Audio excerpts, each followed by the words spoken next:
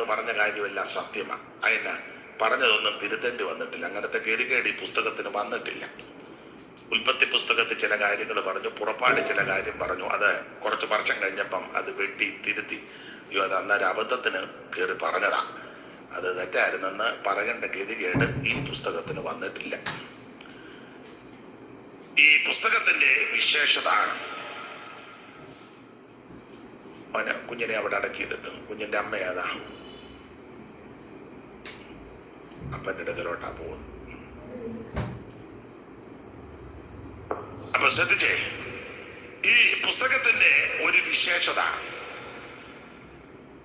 1600 വർഷങ്ങൾ കൊണ്ട് ഏതാണ്ട് നിങ്ങൾക്കറിയാം 40 എഴുത്തുകാര് ലോകത്തിന്റെ പല ഇടങ്ങളിൽ ഇരുന്ന്, ഏതാണ്ട് ഒരു 3 ഭൂഖണ്ഡത്തില് ഇരുന്ന്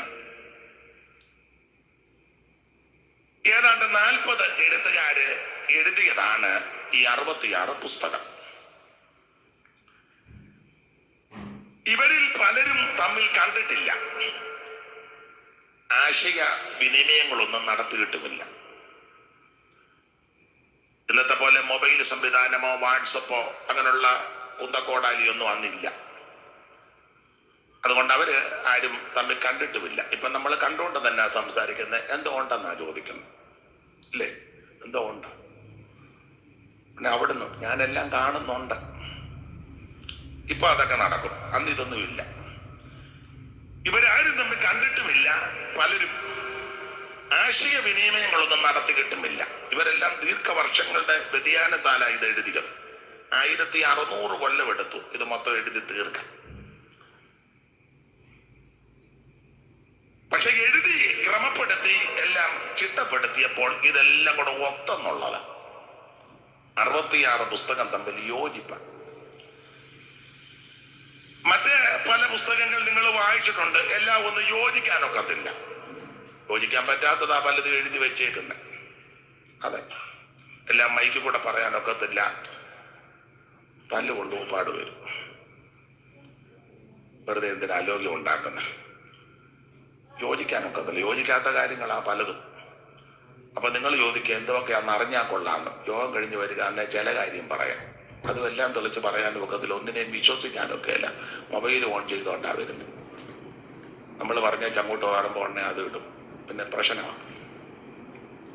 ഇപ്പൊ എല്ലാം പേടിച്ചാ സംസാരിക്കുന്നത്. ഒന്നിനെയും വിശ്വസിക്കാൻ മൂക്കി ശ്വാസമുള്ള ഒരുത്തനെ വിശ്വസിക്കാൻ മേല. അതുകൊണ്ട് എല്ലാം ഒന്നും പറയാനൊക്കത്തില്ല, അറിയാമല്ലോ.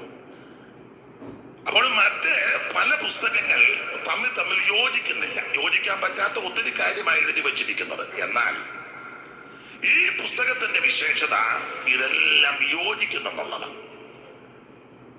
ഞാനെപ്പോഴും പറയും, ഈ പുസ്തകത്തിലെ 66 പുസ്തകത്തിലെ പ്രതിപാദ്യ വിഷയം മനുഷ്യവർഗത്തിന്റെ രക്ഷയാണ്. രക്ഷ ഈ പുസ്തകത്തിലെ പ്രധാനപ്പെട്ട വിഷയം അതാ, മനുഷ്യവർഗത്തിന്റെ രക്ഷ. അത് യേശു ക്രിസ്തുവിൽ കൂടി മാത്രം, മറ്റൊരുത്തരിലും രക്ഷയില്ല. യേശു ക്രിസ്തു മാത്രമാണ് രക്ഷിതാവ്. കർമ്മമാർഗം കൊണ്ടോ പുണ്യപ്രവൃത്തി കൊണ്ടോ ദാനധർമ്മം കൊണ്ടോ നേർച്ച കാഴ്ച കൊണ്ടോ ആചാരം കൊണ്ടോ അനുഷ്ഠാനം കൊണ്ടോ കീഴ്വഴക്കം കൊണ്ടോ മാമൂല് കൊണ്ടോ പാരമ്പര്യം കൊണ്ടൊന്നും രക്ഷിക്കപ്പെടുകയല്ല. പള്ളി പണിത് കൊടുത്താലൊന്നും സ്വർഗത്തിൽ പോകുകയല്ല. ഇല്ല. പള്ളിക്ക് സ്ഥലം കൊടുത്തത് കൊണ്ടും സ്വർഗത്തിൽ പോകുകയല്ല. വീട്ടുപേര് പള്ളിക്കുന്നേല, പള്ളിത്താഴയാ, പള്ളിപ്പറമ്പില, അത് കുഴപ്പമില്ല, തിരുത്തുവൊന്നും വേണ്ട, സ്വർഗത്തിൽ പോകുകയല്ല. അച്ഛനോ ഷമ്മാശനോ കന്യാസ്ത്രീയോ തിരുമേനിയോ അയ്മേനിയോ ബിഷപ്പോ മെത്രാനോ കുടുംബത്തുണ്ടെന്ന് പറഞ്ഞാലും സ്വർഗത്തിൽ പോകുകയില്ല. അവരുടെ കാര്യം തന്നെ ഇപ്പൊ പരുങ്ങല്ല. അപ്പച്ചൻ പാസ്റ്റർ, വല്യപ്പച്ചൻ സെൻട്രൽ പാസ്റ്റർ, മക്കള് സുവിശേഷ വേലയല്ല, സ്വർഗത്തിൽ പോകുകയല്ല. അവരുണ്ടെന്ന് പറഞ്ഞ അവര് നന്നായിട്ട് ജീവിച്ചാൽ അവര് പോകും. സഭാഗോളിന് സ്ഥലം കൊടുത്തത് കൊണ്ടും സ്വർഗത്തിൽ പോകുകയല്ല. 10 പാൻ മേടിച്ചിട്ട് കൊടുത്തത് കൊണ്ട് സ്വർഗത്തിൽ പോകുകയല്ല. സ്വോത്ര കാഴ്ച ഇട്ടുകൊണ്ട് സ്വർഗത്തിൽ പോകുകയല്ല. നന്നായിട്ട് ഇടുന്നുണ്ട്, നല്ല കാര്യം, സ്വർഗത്തിൽ പോകുകയല്ല. സ്വർഗത്തിൽ പോകണമെങ്കിൽ ദൈവം വച്ചിരിക്കുന്ന വ്യവസ്ഥ, യേശു ക്രിസ്തുവിനെ അമ്മാമ ഇഞ്ഞു പോര്, ഇവിടെ ഒരു കസായ ഇഞ്ഞു ഇവിടെ ഇങ്ങോട്ട് പോര്, ദൂരെ നിന്ന് വന്നതല്ലേ, ഇവിടെ വന്നിരിക്കും. ഇഞ്ഞു വാ. പകല് വന്ന അമ്മാമ്മ തന്നെയല്ലേ ജെസ്സി? ഇഞ്ഞു വാ. ചായം വന്നോ? ദൈവം അനുഗ്രഹിക്കട്ടെ. ജോലിയുടെ തിരക്ക്. ചാനും ഇഞ്ഞു പോരും, രണ്ടുപേരും മുന്നിൽ ഇങ്ങോട്ട് വാ. ഇങ്ങോട്ട് വന്ന് കാണട്ടെ. വാ, ഇനി പോരും. ഞാനൊന്ന് കാണട്ടെ അച്ഛാ. ഇങ്ങോട്ട് വരാൻ. അമ്മാമ്മത് ഇവിടെ ഇവിടെ ഇവിടെ ഫ്രണ്ടിൽ ഇവിടെ പിള്ളേർ ക്രമീകരിച്ചിട്ടിരിക്കുക കസാരം. ചാനും ഇഞ്ഞു പോരുത്, മുന്നോട്ടിരിക്കും. നിങ്ങൾ ബത്തേരിന്നല്ലേ വരുന്നേ? എന്നെ പേരിയാ? ആയിക്കോട്ടെ. 30-30 കിലോമീറ്ററില്ലേ?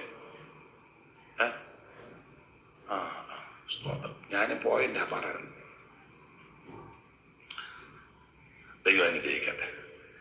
അപ്പൊ ശ്രദ്ധിക്കുക, ഈ പുസ്തകത്തിന്റെ വിശേഷത ഏതാ?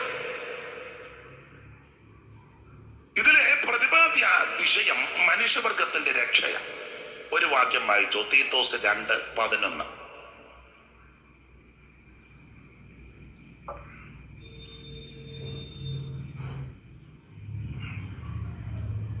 തീത്തോസിനെ കാണാഞ്ഞിട്ട് എന്നൊരു വാക്യം ഉണ്ട്.